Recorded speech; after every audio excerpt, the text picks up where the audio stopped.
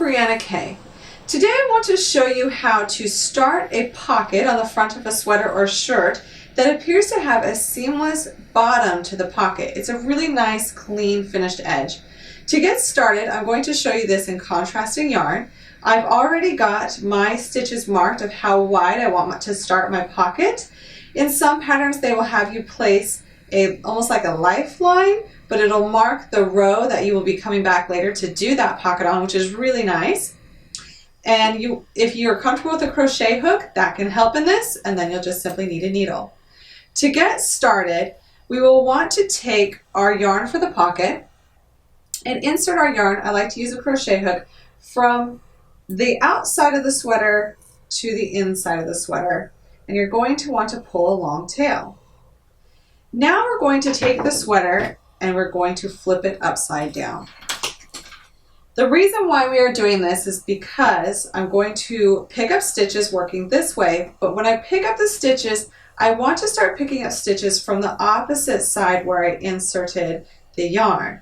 The reason being is because if we were to start picking up stitches and working our tail this way, we might run out of tail before we got to the end if we didn't estimate the correct amount of yarn and have to start over. By doing it this way, where we will pick up our first stitch using that tail yarn from the inside and then placing it on our needle, as we work our way this way picking up stitches, if we need to, we have our leading yarn on this side to either pick up some more slack or tighten it, loosen it, and that will help us in making this as painless as possible.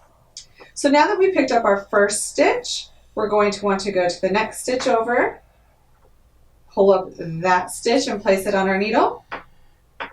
And we are simply going to repeat this across until all the stitches between our markers or on that lifeline that you've placed are picked up.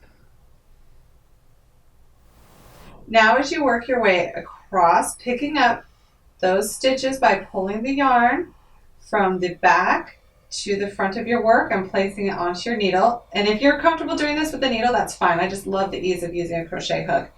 As you get to the end, here's the nice thing about working it upside down in this way is now that I have a little bit extra slack on the inside, I can simply pull that. I still have my tail end over here.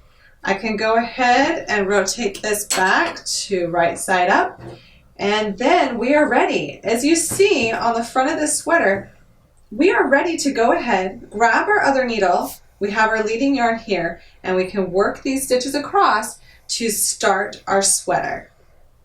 Now as you can see, I've worked a few rows so you can see what's going on here. It's a nice start to that pocket. If these were in the same colors, it would pretty much look seamless the way that we've picked up the stitches through the stitches on the sweater. So now you would just continue to follow the pattern for the pocket on your item, and it's really, really a nice clean look.